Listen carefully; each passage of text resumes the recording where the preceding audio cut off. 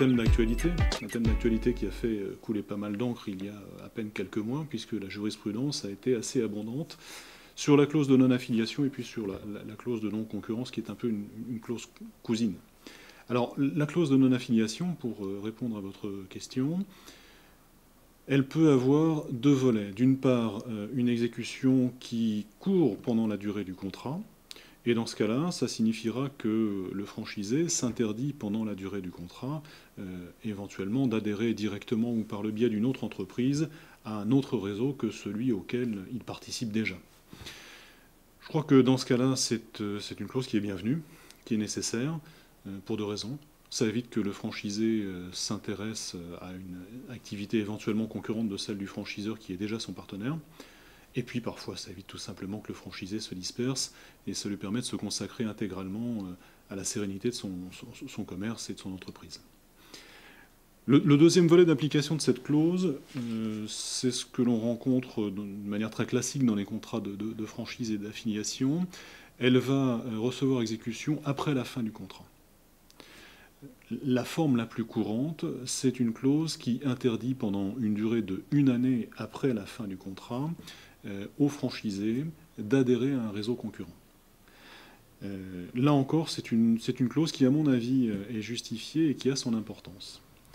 Elle est justifiée non pas comme on le soutient parfois uniquement pour la défense des droits du franchiseur, mais elle est justifiée pour la défense des droits du réseau tout entier.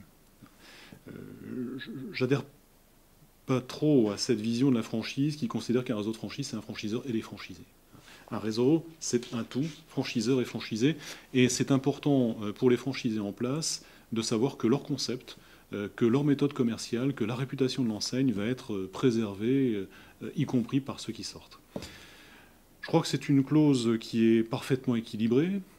C'est une clause contractuelle qui permet au franchisé de poursuivre une activité. Elle ne lui interdit pas de continuer à exercer son commerce, elle ne lui interdit pas d'assurer la poursuite de son entreprise. Simplement, elle lui interdit d'aller rallier une enseigne concurrente et en quelque sorte d'importer dans cette enseigne concurrente l'intégralité des méthodes qu'il a apprises dans le réseau de franchise qu'il quitte. La question qui se pose le plus souvent, c'est, compte tenu des récentes jurisprudences, est-ce que cette clause va ouvrir un droit à indemnisation au bénéfice du franchisé ? Je ne le crois pas. Je ne crois pas que ce soit souhaitable. La jurisprudence dans le domaine du partage de la clientèle, elle est extrêmement claire depuis maintenant plusieurs années. La Cour de cassation y a répondu d'une manière très nette. La clientèle d'un franchisé, elle est partagée. Il y a à la fois la clientèle qui vient pour le franchisé lui-même, avec ses qualités de commerçant, qui lui est attachée, et puis il y a la clientèle qui est attachée à la marque. Alors je crois que la clause de non-affiliation, c'est une clause équilibrée parce qu'elle fait bien le partage des deux. Le franchisé qui n'adhère pas à un autre réseau concurrent, il va quand même conserver l'exploitation de sa clientèle, de celle qui vient pour lui. Mais en même temps, il va s'interdire d'aller exploiter autrement et de convertir en quelque sorte la clientèle qui était attachée à la marque du franchiseur. Et je crois qu'on a quelque chose d'équilibré qui ne nécessite pas une indemnisation.